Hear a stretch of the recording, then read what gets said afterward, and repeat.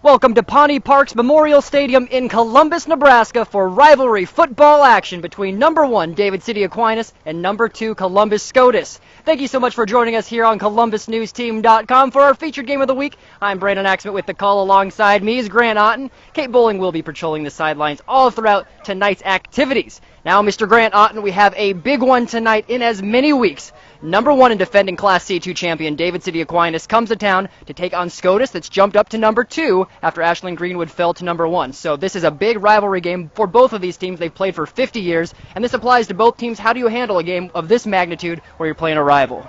Well, I think you just got to stick to what you do best. I mean, these teams are so evenly well matched, and they both won very convincingly their first 2 games. So I guess we're just going to have to come out and see. Hopefully, these 2 teams play to their top, because I'm excited for a really good football game. And there's no doubt it will be good football action, and 2 key players that are going to help make that happen. Starting off with David City Aquinas, I'm going with Spencer McGuire. The quarterback is the player to keep their eye on. He is a dual threat quarterback, can run or pass, and Coach Ron Mimick says he's the 3 C's: calm, consistent, and confident.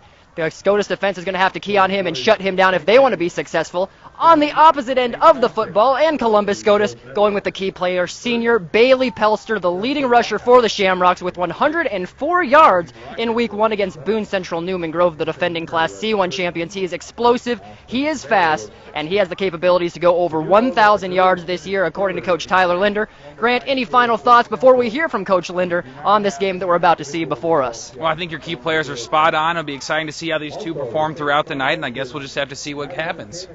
And someone who's very excited to see what happens is head coach Tyler Linder for Columbus Scotus. Right now, he's with our sideline reporter, Kate Bowling. Alrighty, Coach, big game here tonight, big rivalry team. The stands are feeling. What is your team's mentality going into tonight's game? You know, I can't harp enough about how excited these kids are. You know, the entire week, you know, we didn't have really any downtime where we had to yell at kids to get motivated. They know what's at stake here, and so, you know, these kids are hungry and excited to you know, not too many Scotus teams have the ability to say that, you know, they beat Aquinas 2 years in a row, and so that's our goal, and that's what our kids were pursuing all week.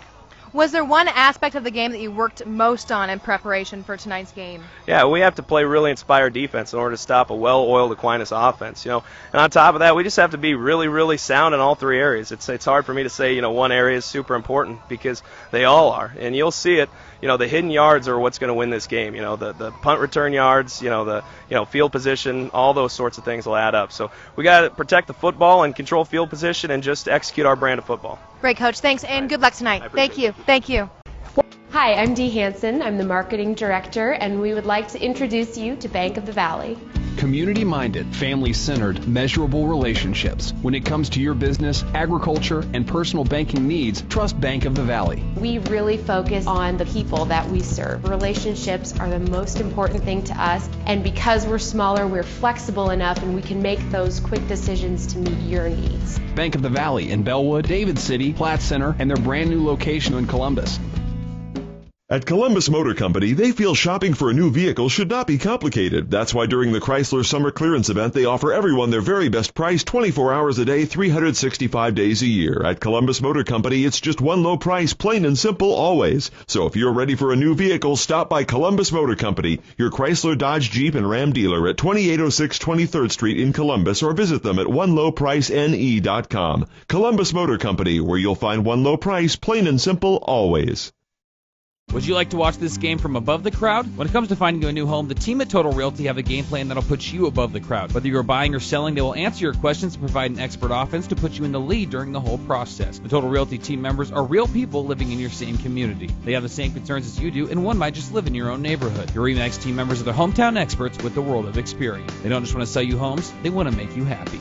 At Total Realty today, log on to ColumbusTotalRealty.com or see their full list of homes from the Columbus app, available on iPhone and Android devices. A&J Guns is truly your tactical connection. From accessories like Magpul, Aimpoint, and Vortex to firearms, ammo, and suppressors, we can set you up with what you need. If we don't have it, we can get it. A&J Guns in downtown Columbus. Welcome to Columbus Tire and Service in historic downtown Columbus. We as a team never promise more than we can deliver, and we always give the customer more than they expect. We're authorized dealers for Goodyear, Hankook, and Falcon, but we can get you any vehicle tire you want. We offer full automotive repair by 4 qualified, experienced technicians. We are a qualified farm tire dealer, and we offer 24-hour on-the-farm tire service. Request service, shop for tires, or request a quote at columbustireandservice.com, or give us a call to set an appointment, 402-564-6229. Wake up in your first home. Wake up in a home you've made a bit bigger. Wake up in a home with a new address. Wake up in a home that doesn't even have an address. As your life evolves, your dream home evolves too, and protecting it takes committed support. At American Family Insurance, we support your dreams. In Columbus, see American Family agent Roger Iwanski. Would you like to watch this game from above the crowd? When it comes to finding you a new home, the team at Total Realty have a game plan that'll put you above the crowd. Whether you're buying or selling, they will answer your questions and provide an expert offense to put you in the lead during the whole process. The Total Realty team members are real people living in your same community. They have the same concerns as you do, and one might just live in your own neighborhood. Your RE/MAX team members are the hometown experts with the world of experience. They don't just want to sell you homes, they want to make you happy. At Total Realty today, log on to ColumbusTotalRealty.com or see their full list of homes from the Columbus app, available on iPhone and Android devices. Welcome to Ernst, one of the largest dealers in northeast Nebraska. With 8 acres of new and pre-owned cars, trucks, and SUVs. At the new Ernst, we're doing things differently. Tired of haggling? Tired of back and forth? Let us show you how easy it can be, and we never charge stock fees. Finding the vehicle you want at the best possible price is our priority. We know you can shop anytime or buy anywhere. Shop Ernst, East Highway 30 in Columbus. Hi, I'm Dee Hansen. I'm the marketing director, and we would like to introduce you to Bank of the Valley. Community-minded, family-centered, measurable relationships. When it comes to your business, agriculture, and personal banking needs, trust Bank of the Valley. We're obviously a locally owned bank, but we're also a bank that's very involved. The most important thing is when you walk in the front door, everybody knows your first name. We are small town banking with all the modern conveniences. Bank of the Valley in Bellwood, David City, Platte Center, and their brand new location in Columbus. At Columbus Motor Company, they feel shopping for a new vehicle should not be complicated. That's why during the Chrysler Summer Clearance Event, they offer everyone their very best price 24 hours a day, 365 days a year. At Columbus Motor Company, it's just one low price, plain and simple, always. So if you're ready for a new vehicle, stop by Columbus Motor Company, your Chrysler, Dodge, Jeep, and Ram dealer at 2806 23rd Street in Columbus, or visit them at onelowpricene.com. Columbus Motor Company, where you'll find one low price, plain and simple, always. At Columbus Motor Company, they feel shopping...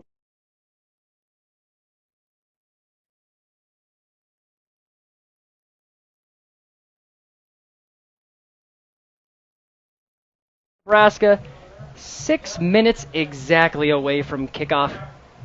2 rivals in Columbus, Scotus, and David City Aquinas making, grant about the 20 to 25 minute trip up here for a very big game. Number 1 in Class C2, defending Class C2 champions. You see their head coach Ron Mimick, a mainstay of this Aquinas program that has always seems to be so good and so strong.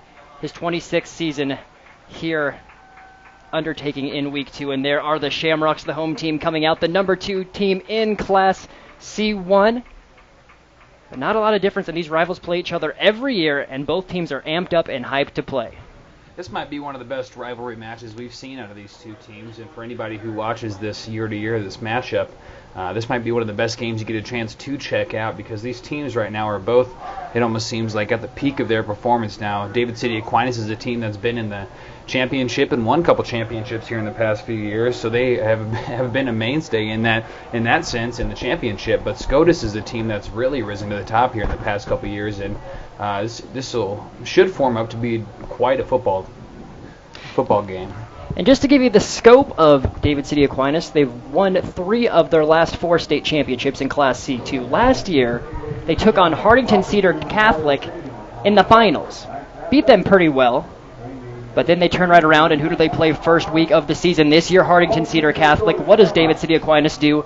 Beats them 51-7. So, the point I'm trying to make is This is a very good team. It does not matter that they're in C2. Yeah. They have the ability and the talent to go toe-to-toe with Scotus.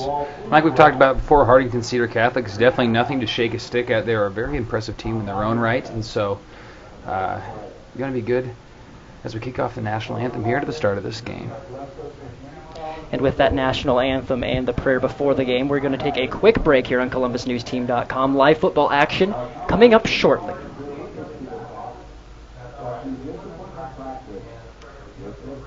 Literally, I fell down a flight of stairs and I injured my knee. We went to an amusement park with the grandkids and I had to get one of the little mobile scooters because I couldn't handle the pain. It was excruciating. After therapy, probably after about 8 weeks after my surgery, they had me walking 4 miles a day already. Recently, we just got back from taking our 5 grandchildren to Adventureland, and I was able to go on every ride, all of the roller coasters. I would recommend Columbus Physical Therapy. It is a warm place, and they treat you like family. Hi, I'm Dee Hansen. I'm the Marketing Director, and we would like to introduce you to Bank of the Valley. Community-minded. To your business, agriculture, and personal banking needs, trust Bank of the Valley. We really focus on the people that we serve. Relationships are the most important thing to us, and because we're smaller, we're flexible enough and we can make those quick decisions to meet your needs. Bank of the Valley in Bellwood, David City, Platte Center, and their brand new location in Columbus.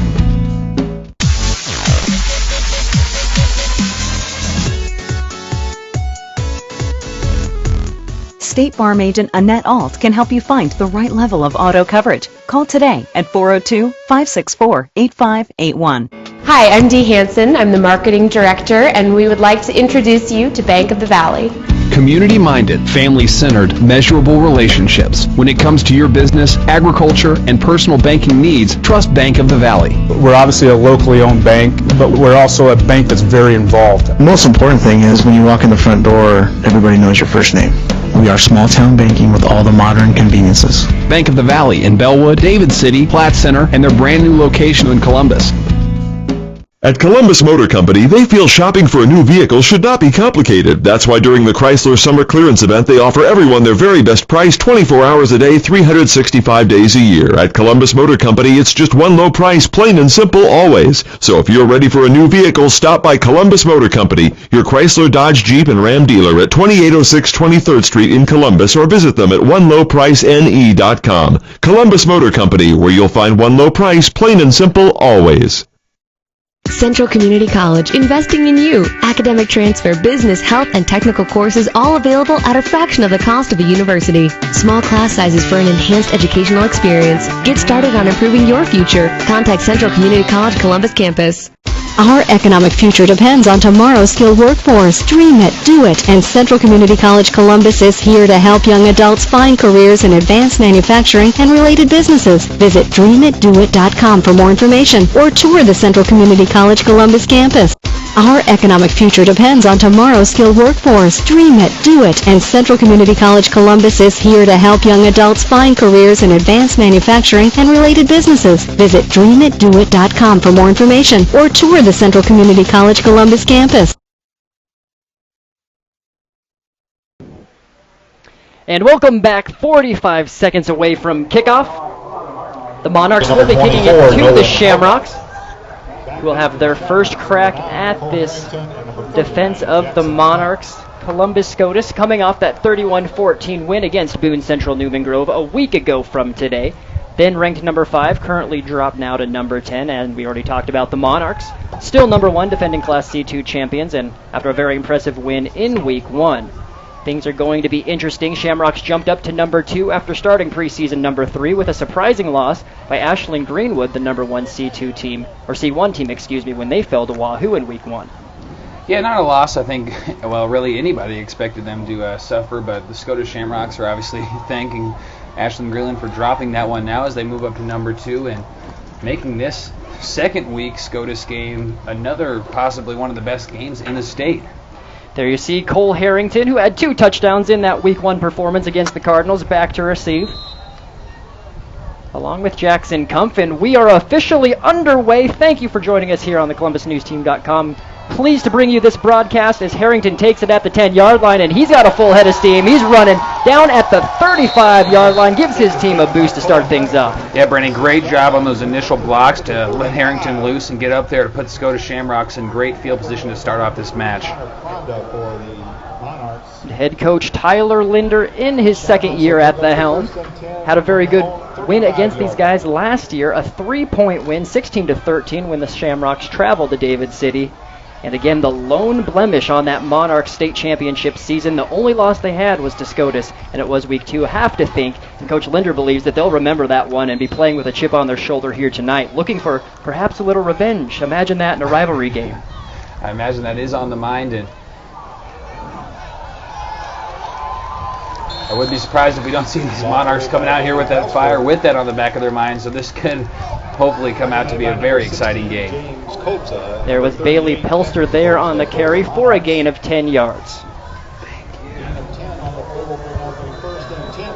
Brings up a fresh set of downs. Pelster, the leading rusher for the Shamrocks, cracked the 100-yard mark in that first game against the Cardinals and gets a good start off here. 1st and 10 now from the 45. Prismus drops back, throws it to his receiver, and hits his player in Dalton Taylor, his first reception of the season. Great job by Taylor there to run a really nice, crisp route to get open, and the Aquinas defender just unable to get on him in time, and that's going to be a first down for the, well, about 2nd and short for these Shamrock offensive linemen. Ball on the 46. Harrington goes in motion. Ball handed off to Harrington. Going to try to go around the outside and cuts it back up the middle. He has some open room on the backside. Nearly got there, brought him down at the 34. And Harrington with a great game last week, already coming out, showing his moves off, and putting these Shamrocks in a great position, almost already into the red zone, and we've just started the game. Harrington a little bit shaken up on the play. That'll be something to monitor. He walks off under his own power, but may have taken a little bit of a stinger. Does get his team the first down, though. That'll be a big blow should he not come back. We'll be monitoring that. 10:43 to go. 1st and 10. Handoff to Jake Boss, the big fullback who powers forward for a gain of 5, but there is laundry on the field. And just kind of watching Cole there down on the sidelines, I think you might be right with the stinger. We will see what happens there, but in the meantime, a great, really strong run by the fullback to get up there and push that line forward, but unfortunately for the Shamrocks, a penalty is going to move that ball backwards.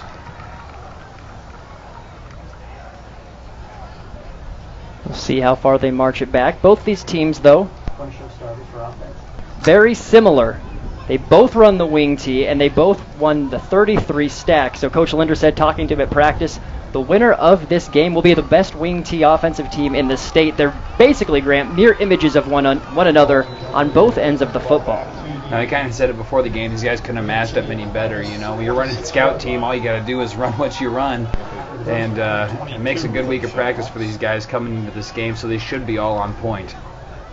So after the penalty, 1st and 22. Pitch goes to Tanner Spinseri, trying to get around the outside and falls forward. It's a gain of about 4. Going to take a look at the starters for this Scotus team. Currently number 2 in Class C1, Brady Prismus, senior Jake Boss, Cole Harrington, Spinseri, who just had the carry, Jackson Kump, and Dalton Taylor, 5 of 6 seniors in your skill positions. And then the big boys up front will give them some love. 5 seniors, got to love that if you're Coach Linder. Wyatt Gutzmer, Caleb Ostick, Sam Navicki, Carson Fuscher, and Ross Bonk. And Wyatt Gutzmer actually a sophomore this year.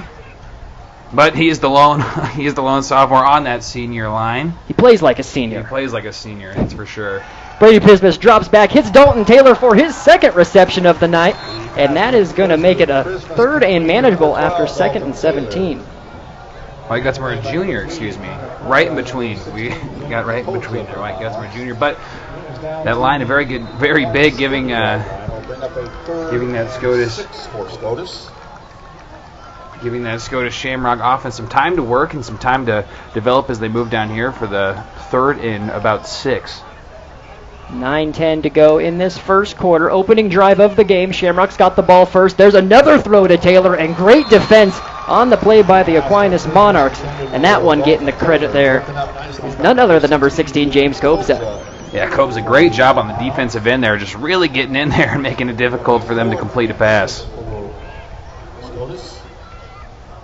So with that incompletion, 4th and 6 upcoming. And Jake Boss going to have an attempt from way out. The backup kicker, Cole Harrington, on the sidelines right now, is doing the field goal kicking duties in the first week of the season. This one's from the 38-yard line. Jake Boss is a soccer player, and it looked like it had the distance, but it did not have the accuracy. I want to see that one again, but the referees say no good. Yeah, I'd like to see that one again, too. I was pretty sure that one went through, but sometimes up here in the booth we can't quite see those field goals as good as we think we can. But how about that foot? You know, helps to have soccer players on your team. A lot of these Scotus players, as it is a lot in these smaller classes, and you have players that play soccer, basketball, football. I think you were a multi-sport athlete. I was as well. Not as good as one as you, but...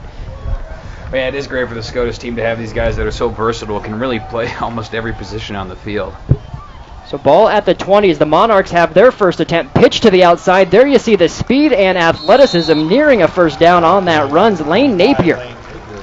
Yeah, Lane Napier, a really good back. He knows how to work and find the holes that he needs to get those extra yards. And he listed as the fullback, but you know, if you watch him sometimes, he does look like a halfback.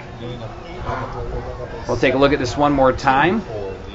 Lane Napier, the lone back, coming around the edge and able to get around a couple of those Scotus defenders. Credit number 8, Noah Pellin, for getting the block and letting him bust that forward for now a 2nd and short. And there's defense in the backfield. Jake Boss wraps him up and takes him down behind the line of scrimmage. Great job by that Scotus Shamrocks defense. And we've talked about this the first week, and we'll talk about it again. These Shamrocks really like to blitz. They like to get in your face.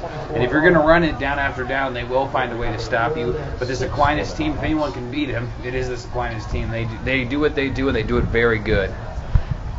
With that play, brings up 3rd and 6 for the Monarchs now. A little bit of confusion in the backfield, and pounding forward, still going, and gets near a first down. I thought that play was dead to rights, Grant. This is going to bring up maybe the chain game. And Lane Napier once again working forward for them extra yards, and it looks like they are, well, they're going to move that one forward and give that one a first down call. So Lane Napier with a really strong run, giving these Aquinas Monarchs another shot. So credit that extra effort by Napier to give his team a fresh set of downs. And rolling out now to the left side's McGuire. He's looking for his receiver and hits him right at the 39-yard line. Cleaned up on the play by the Shamrocks. Yeah, Mike Jacob there on the reception, and very good job by Spencer McGuire to get that ball in there. And a really good string of plays here to keep these Aquinas football players moving down the field. 9 yards on the play. Coach Ron Mimick, I talked to him. They only threw it 4 times in week 1. They say, we don't throw it just to throw it. We run the ball. That's our bread and butter. And if we do, there's a reason we do it. But when we do it, we have a pretty good percentage. And you see there, they're currently 100%, 1 for 1. And ball goes back to Napier around the right side, wrapped up and brought down after a short gain by Boss and Marcus Dodson. Yep, Napier getting the first down there, I believe. We'll see where they mark that at. And I believe that, yep, a first down call. Lane Napier, very good job. And like you said, they only throw it when they need a reason. And sometimes the Shamrock defense will give you a reason because they do like we said before, like to blitz, really like to get up in your grill and cause some problems. But this Aquinas offense needs to come out and spread out what they got. But the running backs are very talented and can give some opportunities. Man in motion for the Monarchs and taking it around the outside, then cutting it back up the middle is Pellin. Pellin gets a gain of 4. Pellin in the right half, nice job there. We'll see if we can take, and we got starters coming up here.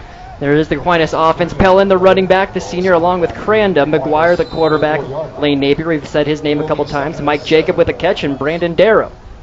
And now for the Monarchs up front, doing it in the trenches, Nate Ermacher, Mitch White, Matt Kindler, Brent Compt, and Kyle Ruth, the sophomore.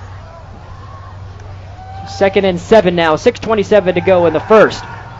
Rolling out to McGuire to the right. He's going to throw this one on the run into double coverage. Cole Harrington on the play. Grant, he appears to be okay as he's off the bench and makes a big defensive effort. I would say he's probably feeling all right. He might be a little banged up, but evidently not too much, because that was a very athletic play by Harrington to get up there and get a hand on the ball, because that could have been potentially a 6-point play by the Aquinas Monarchs. Credit McGuire. He wasn't afraid. He was on the run. He had 2 men covering his intended receiver, but showing a little bit of moxie there, decides to let it fly. 3rd and 7 now upcoming for the Monarchs as they try to get another fresh set of downs. Ball on the 44. And the ball off the middle to Napier, who is stuffed by the Shamrocks defense. Yeah, and that Aquinas offensive line really got some good momentum moving up front and gave Napier some room to run, but those Scotus secondary linebackers, they just came in real hard and just didn't give them an opportunity to go forward. And we will look at a 4th and 5 here. Harrington, the lone back for the Shamrocks. Shamrocks number 9, Cole Harrington. Scotus showing some pressure with Boss and Boss and Dotson both trying to show pressure. That's going to be a 5-yard penalty and maybe a first set of downs. Can't be happy for Coach Linder with that one. No, you cannot, and that's that's a mistake you cannot be making, because all you got to do is watch the snap. Offside penalty against the Shamrocks. That fine line, because Coach Linder, both these coaches mimic as well. They like to preach and play aggressive defense, special teams as well, and you can see the payoff. If you're going for that punt block, you have to send a lot of bodies, and you want your guys to be rearing to go, but you also have to be disciplined. Yeah, discipline very big, and we will look. It appears they're going to come out and measure this ball, because this is very close. But if you're the Aquinas Monarchs on this, you got to think, even if you are short, you're going to go for this one anyways. But I believe this will be marked as a first down. While the chain gang comes out, we'll take a look at the Shamrocks defense, the starters here. A team that runs a 3-5 stack. Looking at the linebackers first, Evan Shohan, the junior, Jake Boss, Marcus Dodson, Jackson Kumpf, and Tanner Spenceri. Kumpf and Spenceri playing those hybrid linebacker positions. Also, the defensive line. We'll give them some love as well. First the DBs, though, Cole Harrington, Dalton Taylor, and Anthony Cush. And there they are, Mitchell Halligan, Darren Wrinkle, and Carson Fuscher. As the chain gang came out, and Grant, what was the analysis? First down? And we are looking at a 4th down and inches here. Another. And like I said, you got to assume they're going to go for it. Looks like probably and a little Napier going forward with the first down and more. 4 yards on the play, and the Monarchs continue this drive. Got to be happy for Coach mimicking that one. See if we can take a look at this real quick on replay. Take a look after this. Actually, they're coming back up to the line. 1st and 10, 5:34 to go in the first. Opening drive of the game for the Monarchs. Pitch trying to get around to the outside on the run is Cranda. And still going, gets a gain of close to 5. Really great run by Cranda there. Just stay on his feet, period. And he did get hit quite a few times by Scotus defenders, but just because he stayed on his feet, he got about 2 or 3 extra yards. All been spotted at the Scotus 39-yard line. We have 2nd and 5 for the Monarchs. And we'll take a look at this one again. Cranda getting the ball there on the outside, and he beats one defender on the edge, cuts up. Very beautiful job staying on his feet, and the Scotus defenders did a great job of swarming there, but that will be the first down. And brought up a 2nd and 5. There you see Napier getting close to another first down. These Monarch backs very good. Nothing to shake a stick at. We use that terminology quite a bit, but this time very suited. Looks like they officially mark it at 3rd and 1. Ball on the 34, 4:20 to go. Monarchs got to be pleased with this drive right now, eating up clock and really dictating the tempo on the offensive end. There's another pitch to Napier. He's going to have enough for the first down, gain of 4. The tackle made by number 34, Evan Shohan for the Shamrocks. And for those of you watching at home, if you're hoping for a quick game, you might get that until we get into some possible timeout situations toward the end here. But both teams very run-heavy offenses. So that clock will be counting down continuously for most of the game.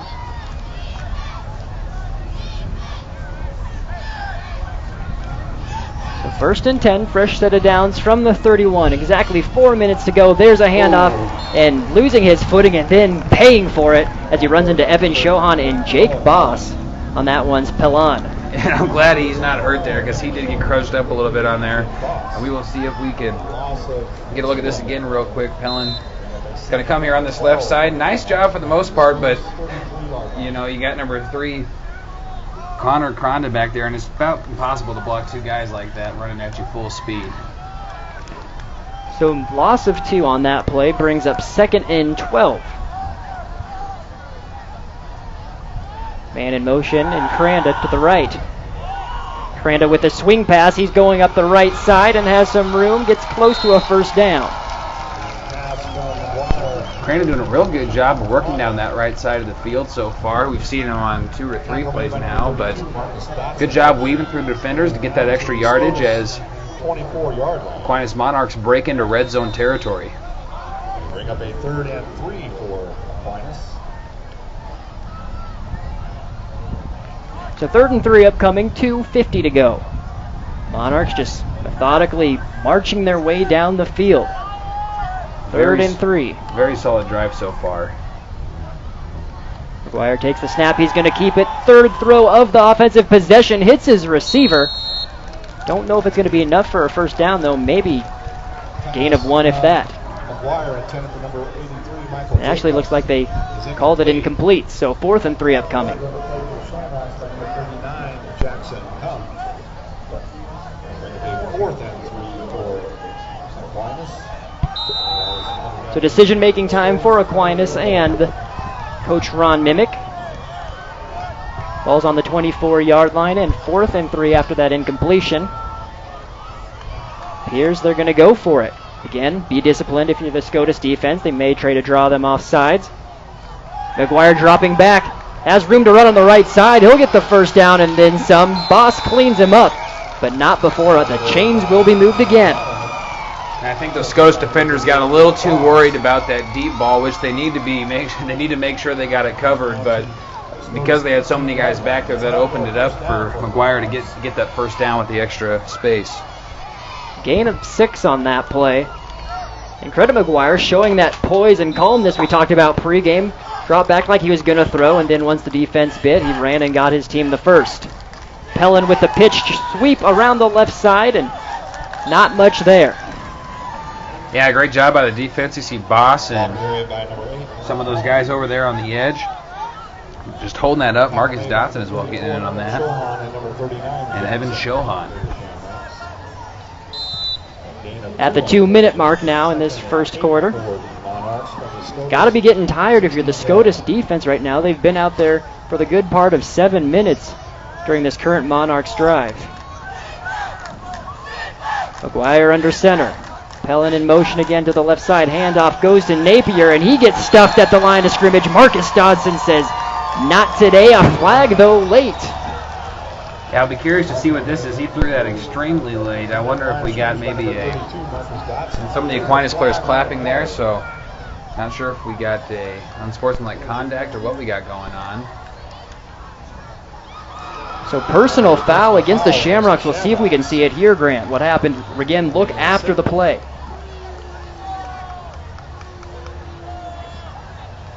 And I'm not sure if somebody said something or what. I Did we think get an extra hit in there? Roll that back. I think they called that on Evan Shohan for tackling him a little bit late. Let's see that one more time if we can. But I want to say, Grant, they gave it on number 34, Evan Shohan. You beat the judge.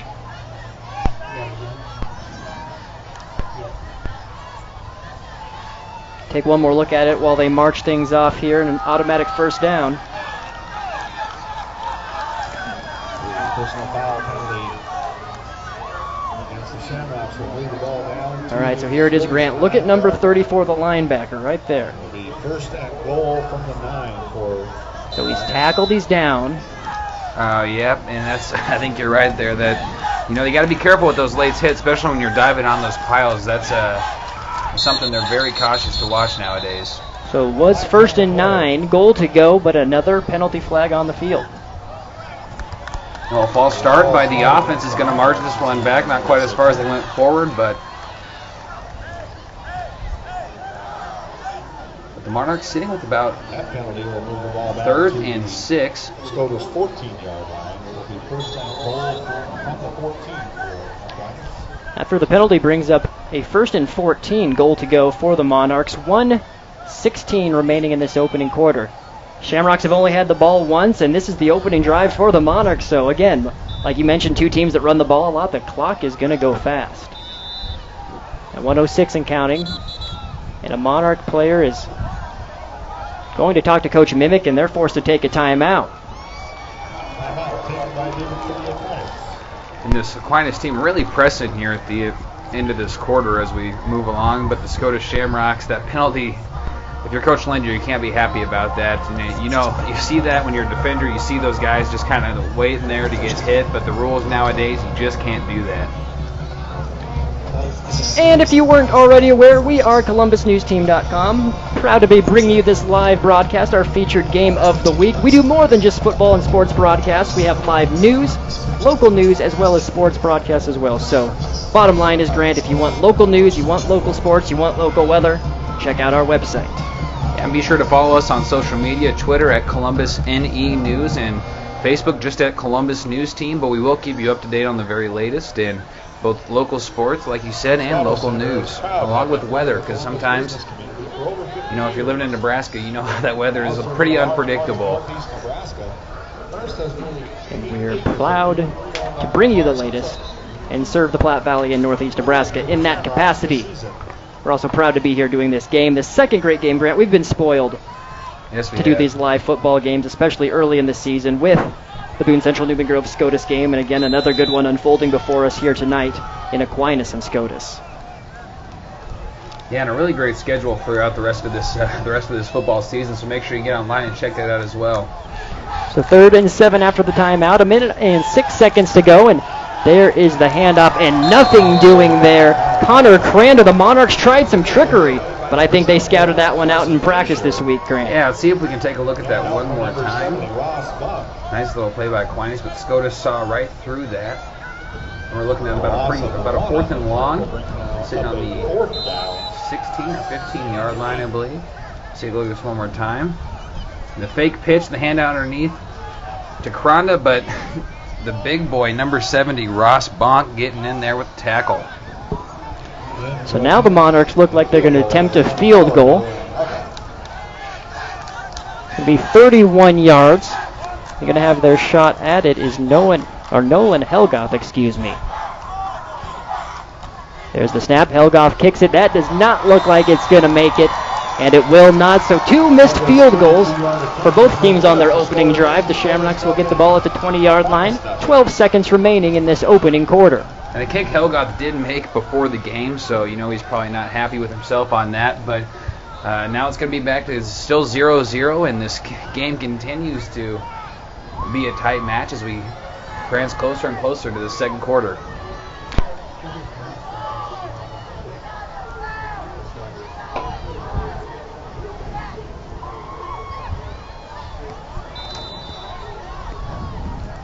So taking a look quickly at the Monarchs on defense, Spencer McGuire, Noah Pilon, Svoboda, White, and Napier. We're going to give them some credit.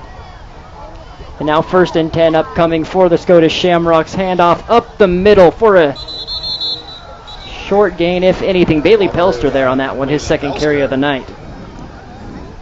A lot of those Kenton Kobza, Matt Kindler, all those guys able to get in that backfield, not letting Pelster really get any movement. He did break free at the end there, but unfortunately for him, it was after the whistle blower. We'll move on to more defensive starters for Aquinas. So there were the McGuire, Pellin, Svoboda, White, and Napier, the linebacking core for this 3-5-3 defense. As we now wrap up the first quarter, we'll quickly look at the other starters. Compt, Cobes, and Kindler, Matt Kindler, 3 seniors. And those are the starters. Again, when you only have one offensive drive, it's tough to get the starters in. But that wraps up the first quarter. We're going to be back with second quarter action on ColumbusNewsTeam.com. 0-0. We'll be back with more right after this. Home Real Estate is an all-star team of realtors who are ready to work for you. We work tirelessly to sell your home or find the right home to suit your needs. I am Home Real Estate's broker, Don Dreesen, and I have 40 years of experience. I know Columbus, Home Real Estate, serving Columbus and the surrounding areas. Hi, I'm Dee Hansen. I'm the Marketing Director, and we would like to introduce you to Bank of the Valley. Community-minded, family-centered, measurable relationships. When it comes to your business, agriculture, and personal banking needs, trust Bank of the Valley. We really focus on the people that we serve. Relationships are the most important thing to us, and because we're smaller, we're flexible enough and we can make those quick decisions to meet your needs. Bank of the Valley in Bellwood, David City, Platte Center, and their brand new location in Columbus.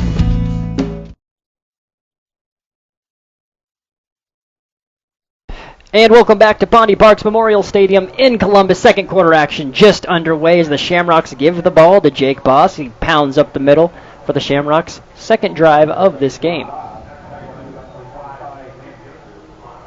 And we saw a couple of those Aquinas defenders again there, and the guys you just saw on the screen, 38-70, Kindler in there on the tackle alongside Kobza and Comte. And Grant, that first quarter brought to you by Bo's West in Columbus, the best burgers in town. Well, and if you listen to our broadcast, you're just going to hear us talk about how good these Bo's West burgers are.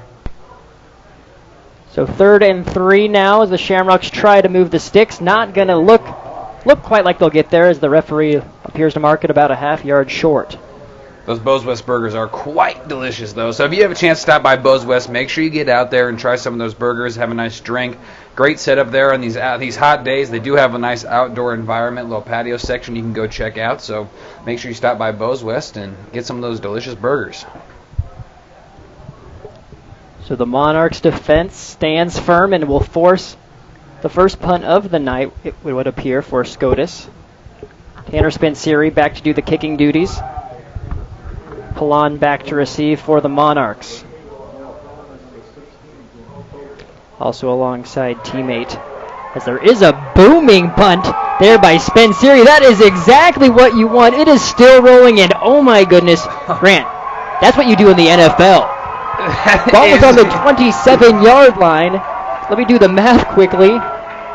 That is one of the best punts I have 83? ever seen by a high school punter before. That was just beautifully done. 73-yard net punt. And that's got to give the Shamrocks a boost. Let's take a look at that one again if we can. And you know, Aquinas is just kicking themselves for letting that one roll by. What a great opportunity for a potential safety play here for this Scotus defense.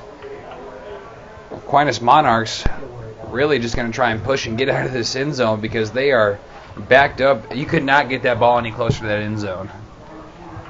And they talk about being able to play all three facets of the game. Special teams an important one as well, as the Monarchs get their backs against the wall, or get out of their backs being against the wall, I should say, with a gain of 5 there. Yeah, great job by Napier pushing forward, and now at least they got a little breathing room to work with their offense.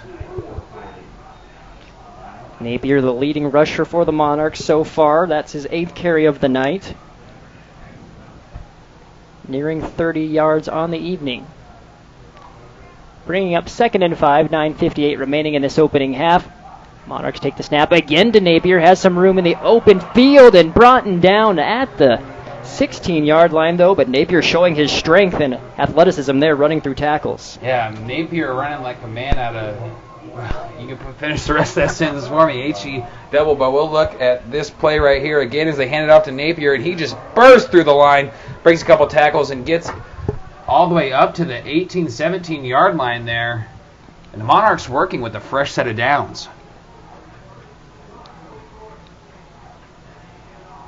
Ball again goes to Napier, this time not quite as many. Gain of 2.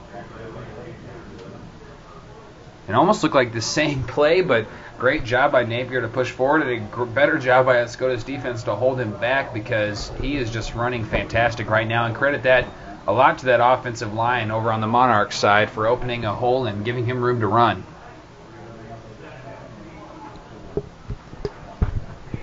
Last Napier run brings up 2nd and 8.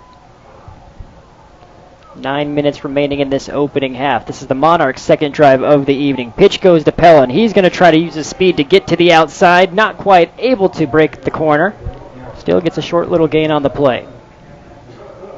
And we'll be sitting about third and 6, it looks here. As the Monarchs come off of essentially looked like a hopeless drive, sitting there on the 1-inch yard line essentially, and coming out and pushing downfield a little bit, hoping to put a good drive together. McGuire tries to roll out, forced to cut up the middle, then cleaned up from the backside pursuit. Carson Fuscher wrapping him up. Yeah, Fuscher just doing a great job getting in there and not giving up on the play. And 4th and long, this looks like it will be a punting situation. Let's see if the Scotus line can sit tight this time as the Monarchs look to punt this one away. Again, Harrington the lone back, so it appears like the Shamrocks might be attempting to send pressure again. You see Kumpf and Boss showing it, number 38 and 39 there over the center. And they send them. Good blocking by the Monarchs, but a shanked punt goes out of bounds at the 35-yard line. A net punt of 13 yards, Grant. Yeah, and Shamrocks have a great opportunity to score here as this clock continues to kick down with these teams running the ball. So the Shamrocks have a good opportunity to score. They need to capitalize because this Aquinas defense is not one to give up a lot of offensive yards.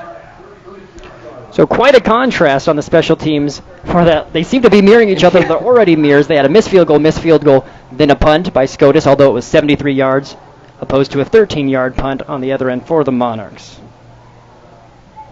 I'm sure Aquinas was hoping to have the same style punt that the Scotus Shamrocks had, but unfortunately it just comes off the side of the foot a little bit wrong, or you drop that one a little wrong, and you get a result like this. So the Shamrocks will start their third drive of the evening in Monarchs territory on the 36. Bailey Pelser with his third carry of the night, looking to get around the corner, still up and running, churning his legs. For all the effort, Grant, just a gain of 3. Well, very good job by that Aquinas defense to relentlessly come in and continue to pursue the ball, because Pelster is a kind of back that'll keep his feet running like you just saw and stay on his feet, and he's hard to bring down if you don't stay committed to the tackle. He's going to break loose, but great job by that Aquinas defense to continue to pursue the ball and get in there and get the tackle. Pelster's third carry of the night with 13 yards. Started things off well with a 10-yard carry, but the Monarch defense has since only allowed a carry of 1 and 2 yards to the speedster. 7:36 to go, 2nd and 8. This time Marcus Dodson, the backup fullback, pounds forward for a gain of 4. Number 38, Kenton Kobza again on the play. Kobza kind of been all over the field tonight, doing a great job and really getting into the mix of things. Hardly fair for opposing defenses, Grant, when you have Jake Boss as your starting fullback and then Marcus Dodson as your backup, virtually the same player. Mm-hmm. Yeah, you can't. We've said it over and over again, but these Shamrocks are really blessed with the backfield that they have. And Brady Prism has stepped in here and done a great job so far. And there is Prismus faking the handoff, rolling out to the left. He has Dalton Taylor open. That's his third reception. He's taken down near the 10-yard line, a gain of 21 yards. And we do have another flag on the field. Let's see what this is. And the way some of the Scotus players are reacting, it might be against them. Let's see what we have. We'll take a look at this again. Prismus stepping out. We'll see what we can see on the back end of this play, knocking it down to Dalton Taylor with a great catch. Has to readjust a little bit. Does a great job. And let's see. We might have a late hit there on number 61. Caleb Oshtek coming in with a late block. I think you'd be all right with that. But the way he was acting, he thought the penalty was going to be on him. We'll see what they call here. Referee still discussing personal foul. And they was it against both? They're going to call this against Scotus, I think. Well, that's where he was pointing. Let's see. And they may be giving Oshtek the late hit call that we just talked about. And they are going to call that against Scotus. Let's see if we can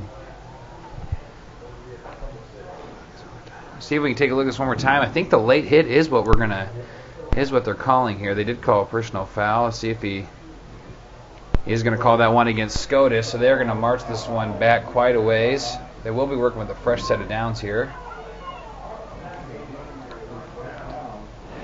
So, we're going to look at it again right here and see if we see anything. On the bottom of your screen here, Oshtik, number 61, is going to come in late and push number 24, and that's what they call Nolan Helgoth.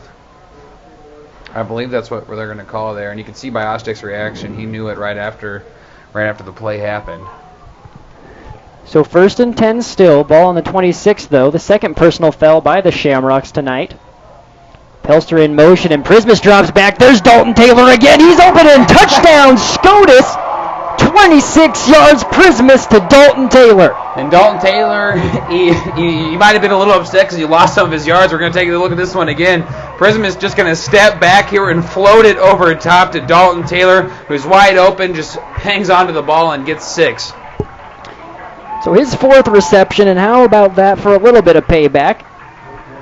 Dalton Taylor, a guy that didn't really utilize in that first game against Boone Central Newman Grove, but a very talented player. We've seen him play basketball. He's their center, and he does a lot of good stuff under the basket there, but showing off that height and speed here to get 6 points. There's Harrington with the extra point attempt, up and good. The Shamrocks on the board first. Again, talking about Taylor, the 6'6", 200-pound target. Pretty nice to have if you're Prismus. Yeah, if you're Prismus, you definitely can't complain with the weapons you got around you. And they don't, like we said, they don't throw the ball very often. But if you're going to throw the ball, you might as well have someone like Dalton Taylor catching it. So Scotus strikes first with 6:42 remaining in the half. 26 yards after that penalty. And Coach Linder has to be happy with that one. And again, Grant, we've been talking about them being mirror images of one another.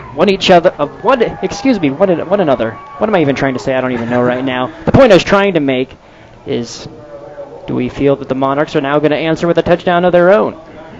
Well, you got to think they'll come out here with a little fire. Scotus, very good job so far in this game of coming out strong, and the Monarchs just unable so far to put it into the end zone. You know, Scotus this year so far, we're only a game and a half, essentially a game and a quarter and 4 minutes in, but they've already passed more than I thought they would, but they're doing a good job at utilizing that their receivers and passing when they have the opportunity to. Aquinas, look for them to maybe throw the ball here more, but like you said, they like to run, and that's what they do well.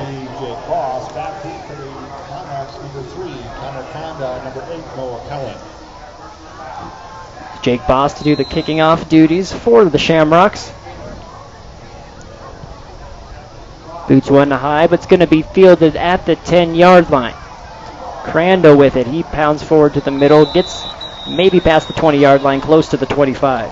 I'm not sure how many teams feature a kicker with the neck roll, but Boss looking pretty aggressive for a kicker back there. I'm sure some of those guys up front, those young guys on that kickoff return team, aren't quite sure to expect when Jake Boss steps up there to kick, but nice job by that Aquinas return team to get the ball up to the 23-yard line as they look to answer that Scotus touchdown.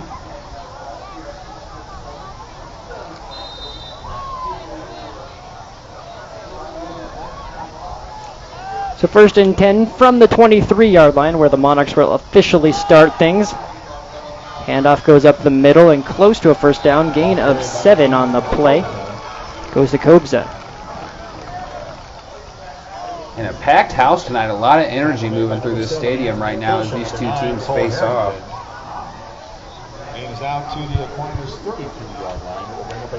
Officially a gain of 9 on that play for Kobza, bringing up a 2nd and 1.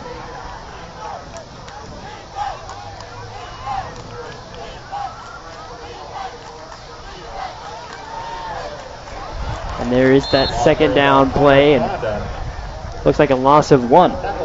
Cronda unable to get much of the field there as that Scotus defense got into the backfield fairly quickly. We'll bring up a 3rd and 2 from the 31.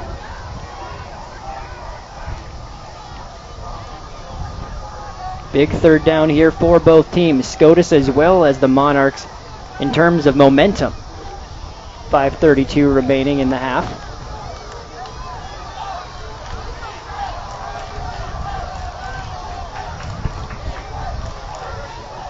McGuire goes with the hard count.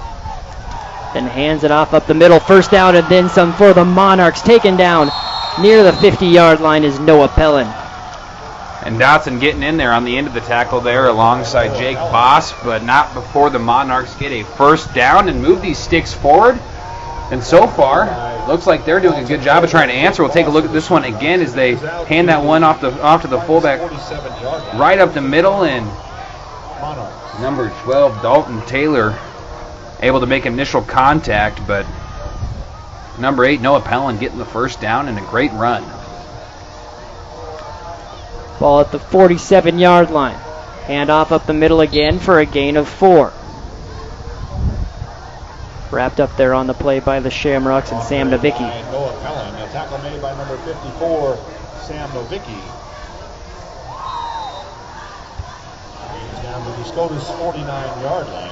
Monarchs making a press here Second and 6 as the clock continues to count down before half, but Monarchs with plenty of time to get here into the end zone.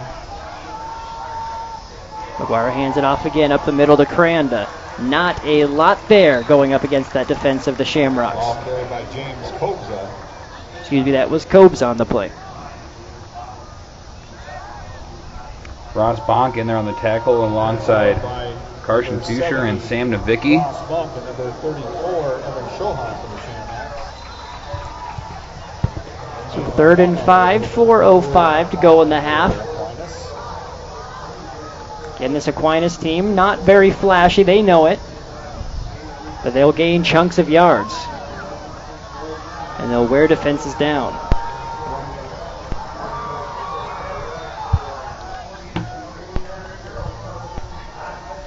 Dwyer takes the snap again up the middle. Again, a short gain, 1 yard maybe. 4th down upcoming for the Monarchs. Carson Fuchser on the tackle again, doing a great job so far on this drive of being active up there in the middle and getting stops. Bring up a 4th and 4 for Aquinas. So you're just across the 50-yard line, Grant. You punt it here? I think you have to. I mean, you still got plenty of time left in this game for you to make up on. It's only a 7-point lead right now. Aquinas definitely not out of this one by any means with the level of their offensive talent, but they will punt this one away. Nearly blocked by the Shamrocks. A low punt, and Cole Harrington fields it near the 10-yard line. And there's going to be a block in the back call as you see a flag goes down. Looks like the guilty party will be Jackson Kumpf. And just an unnecessary block in the back there. You know what he's thinking. He's got 2 guys pressuring Cole Harrington back there on the returning end, but you just got to really try to avoid that because if anything, it's just going to make things worse.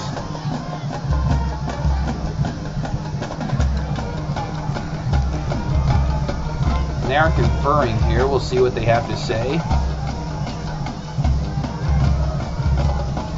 And the band there, great job by the Scotus band entertaining everybody and keeping this game fun. And they will call that one against Scotus as they move back closer to their own end zone.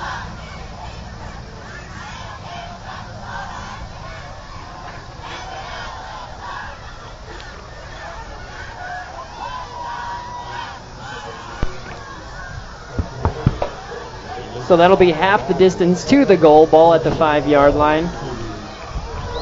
And the Monarchs were in a similar situation when they were on the 1-inch line. Again, chance for the Shamrocks not to make any mistakes. You are deep in your own territory. Coach Tyler Linder wanting to get their backs off that end zone line. We'll see what they do here. Marcus Dodson, the lone back. Pelster goes in motion to the right side. Ball's handed off to Pelster. He tries to get around and cuts it back up the middle for a short gain. Good job of staying on his feet, but they will only get a couple yards there on the initial gain. It'll be 2nd down and about 8 yards, what it appears to be right now. Great job by that Aquinas defense swarming to the ball, preventing Pelster from getting any further. Officially a gain of 2 on that last carry. Pelster with 15 on the night on 4 carries.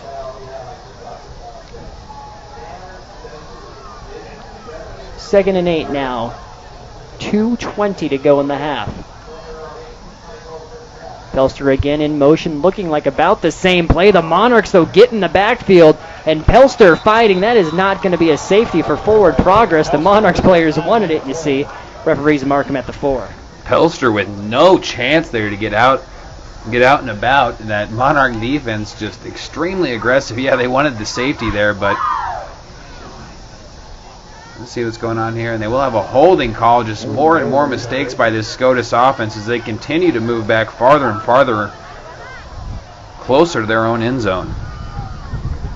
Have to believe that's something Coach Linder and company will address at halftime, coming up in just 2 minutes and 10 seconds. A lot of flags, I'm trying to think back if the Monarchs had a penalty. I think they had one or two small ones, but definitely the Shamrocks losing in that respect with a couple personal fouls, a holding there, and a block in the back. Something that you're not going to like as a coach. Yeah, something very uncharacteristic of what we expected out of this Scotus offense and what we saw out of them in the first game. So now 3rd and 12. Shamrocks with their backs against their own end zone. Ball on the 4. Handoff goes up the middle, and again the Shamrocks stuffed for a loss of 1 again, back to the 3-yard line. And Cole Oshtek limping there a little bit. Not sure if he got rolled up on or what, but he is not feeling good. And Scotus in not in a very good situation as they prepare to punt. Cole Oshtek, you see him there again, 61. Not sure if he rolled an ankle or what, but he is in a little bit of pain there, and he's going to take a timeout. We'll see if he stays in the game. But Scotus in not great punting position as they have to sit there and sit on the edge of that back of that end zone and try and kick away. Yeah, they had a 73-yard punt their last attempt. I think it'd be a tall order, Grant, to ask for a 98-yard punt of anybody, but that's what they would have to do if they want the same result as their last one. Yeah, I'm sure if you're Linder, you're praying right now, but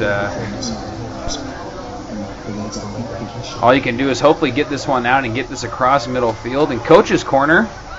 Yes, Grant, it's the weekly show. It's your baby right there, Coach's Corner. And new episodes weekly. We'll be, I believe, starting this Thursday. Get a chance to sit down with Brandon and talk to the coaches as they look at last week and they prepare for this next week. You get to check out highlights from practice in the previous game.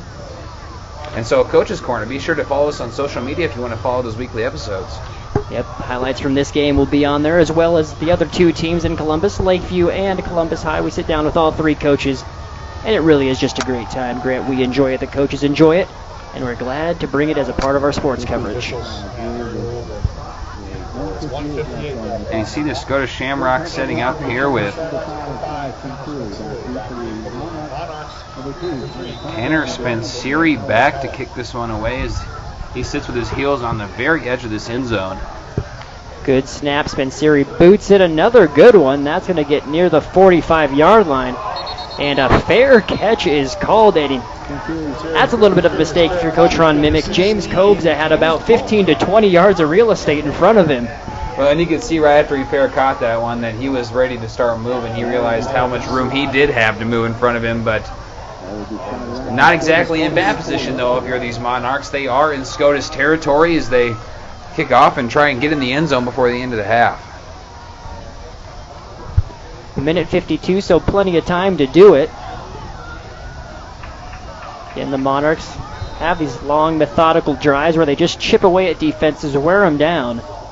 And they're going to try that again here. There's the pitch trying to get around the outside, and a gain of 5 yards or close to. Jackson Kump just throwing the offensive player out of the way there as he comes in and ends up getting in on the tackle. I was watching the runner, and then I just saw something kind of fly in front of him before Cranda got there, and appreciate you. That's why you're the color analyst, picking up those things. Clock does run, though, with that play. The ball stayed in bounds, so 1:23 and counting. 2nd and 7 upcoming.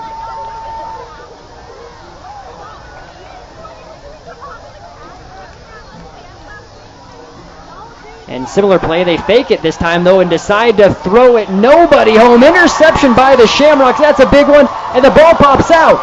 But then is recovered again. Interception by John Lavelle, the senior DB, maybe in that hands team or special, pass coverage unit. But John Lavelle comes in and gets a pick. Yeah, great job by Lavelle getting in there and snagging that ball in the air. We'll take a look at this again, and that one just skies over top, and Lavelle no one around him really until number 87, Brandon Darrow comes in with the strip, able to fall back on top of that one, Lavelle. A great defensive play by him to get the Shamrocks back with the ball. Now they'll try to score here before the end of the half. 1:01 to go. A minute and 1 second. 1st and 10 now. Prismus drops back. He's looking for his favorite target tonight, Dalton Taylor. And then again, these teams just are about the same as you can get. And look at that for an answer. James Cobes is pretty pumped up about that one. Ball at about the 45-yard line, Grant. Yeah, Cobes a great time to look at this again. And that just ball Cobes goes up and snags that one out of the air. If he doesn't get that one, Taylor's going into the end zone for 6. But just very athletic play by Cobes to just get up and snag that ball at its highest point. And the Monarchs again looking to score before half, just back and forth so far. So only 6 seconds went off the clock. 55 now for the Monarchs.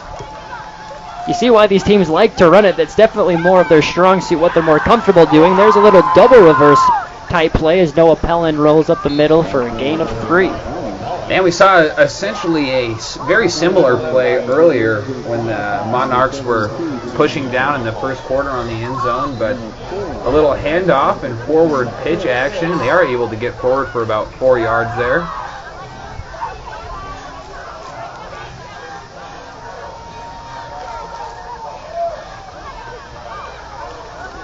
So now 2nd and 6 for Aquinas. Dropping back is McGuire. He gets flushed out. Still on his feet, though. He's going to get close to a first down and may have got it with the help from his friend. Yeah, and that's number 70, Matt Kindler, coming in with the hard knocks to push that one forward. And they will give him the first down here, a fresh set of downs for these Monarchs as the clock continues to click, click, click. Yeah, 15 seconds to go. The Monarchs with just one timeout remaining. I was going to say tick, but then I had to go with click, and once you get one, like you got to get 3. I knew what you meant. 14 seconds, 13, 12. 10 seconds and counting now. McGuire hands it up the middle. There's Napier, and oh my goodness, he has room to run. He's going to take it all the way, potentially 2 seconds to go. And how is that for the Aquinas Monarchs? 46 yards out. Napier takes it to the house with no time left on the clock. And just extremely well executed trick play by Spencer McGuire and Lane Napier. As we'll take a look at this one again, he appears to drop back for a pass, and he's just going to flip that one forward behind Napier's back. He's going to snag it, break one tackle, unable to bring him down, and he's going to take that one all the way to the end zone, and they're going to look to tie this one up here as they go into halftime. And now you know why head coach Ron Mimics had so much success over 26 years at the helm now for David City Aquinas. You think with only 10 seconds to go you'd maybe throw it, but they do the run and bait the Scotus defense. That's really something that Coach Linder is not happy about. You see he has his arms crossed, and maybe a little bit of a situation where you fall asleep there thinking the half's about to end. Yeah, unfortunately, Scotus not quite picking up on that trick play, but Monarchs coming out with some fire to tie this one up before halftime. Interesting, though, here, Grant, a false start on that extra point attempt that Aquinas did make, so they're going to have to retry it.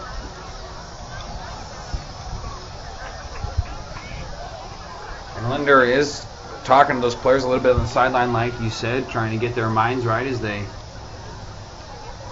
I'm sure, will look to try and block this one and keep their lead, but we will see how this comes out.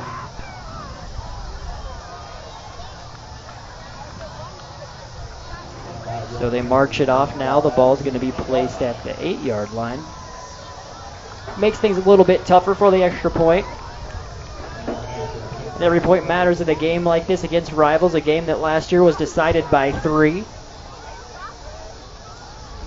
No gimme, we'll see how the Aquinas Monarchs fare as Nolan Helgoth is about to attempt his second PAT attempt. Helgoth did miss that original field goal from a little farther back. Look to redeem himself here with this kick. Kicks up, it's high enough.